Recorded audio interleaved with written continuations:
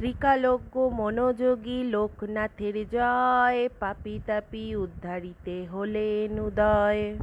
আবির্ভূত হন বাবা কচুয়া গ্রামেতে, জনমিল লোকনাথ ঘোষাল গৃহেতে। পিতা রাম কানাই ঘোষাল, কমলা দেবী মাতা, ধর্মপরায়ণা তিনি সতী পতিব্রতা। 11 বর্ষ যবে লোকনাথ হলো, ভগবান গাঙ্গুলি তারে সন্ন্যাস দীক্ষা দিল। গৃহত্যাগ করিয়ার তেজি পরিজন, গুরু সঙ্গে কালীঘাটে করে আগমন। বেণীমাধব বাল্যসাথী সঙ্গেতেই ছিল, শিষ্যদয়ে গুরু নানা যোগ শিখাইল। তারপর আসে তারা হিমাদ্রি শিখরে, দীর্ঘদিন সাধনায় সিদ্ধি লাভ করে। তারপর গুরু সঙ্গে শিষ্য 2 জন, পৃথিবীর নানা দেশ করেন ভ্রমণ। ভিন্ন ধর্মের তত্ত্বজ্ঞানী বার তরে, উপস্থিত হন মক্কা মদিনা নগরে। কাবুলে আসিয়া মোল্লা সাদির ভবন, কোরআন শরীফ পাঠ করেন যতনে। বিশ্ব পরিক্রমা শেষে বেণীমাধব সঙ্গেতে, উপস্থিত হন চন্দ্রনাথ পাহাড়েতে। দাবানল জ্বলে ওঠে বনের ভিতরে, অগ্নি থেকে রক্ষা করে বিজয় গোস্বামীরে। বেণীমাধব চলে যান কামাখ্যা ধামেতে, বাবা নেমে আসিলেন বারদি গ্রামেতে।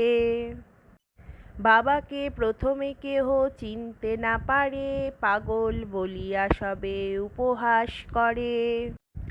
একদিন 2 ব্রাহ্মণের পৈতা জড়াইল, গায়ত্রী করিয়া বাবা তাহা খুলে দিল। চারিদিকে এই কথা প্রচার হইল, দলে দলে ভক্তবৃন্দ আসিতে লাগিল। অতঃপর আশ্রম হইল বারদিতে, বহু ভক্ত শিষ্য সেথা লাগিল আসিতে। পাপী তাপী রোগী কত আসিল তথায়, সবার কষ্ট বাবা করে নিরাময়। শিষ্য আর ভক্তের বাবা বলেন একথা, আমাকে ঠাকুর রূপে পূজা করা বৃথা।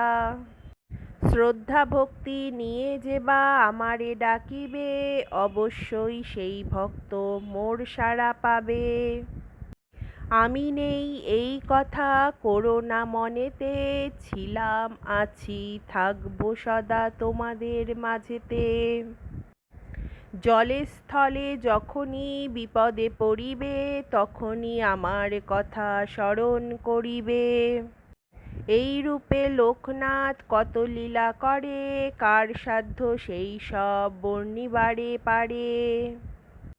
160 বৎসর বাবার বয়স হইল, মর্তধাম তেজিতে বাবার ইচ্ছা হল। 1297 সাল 19 শেষ জ্যৈষ্ঠতে, দেহত্যাগী যান বাবা অমর লোকেতে। যার ঘরে বাবার চিত্র রাখিবে যতনে, অন্ন কষ্ট থাকিবে না তাহার ভুবনে। রোগ শোক দুঃখ কষ্ট সব দূরে যাবে, পুত্র পৌত্র সহ সবে আনন্দে থাকিবে।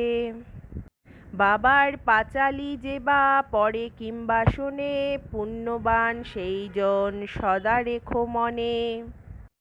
কোনো মন্ত্র কোনো দীক্ষা নেই তার নামে, তার নামেই মহামন্ত্র এই মর্তধামে।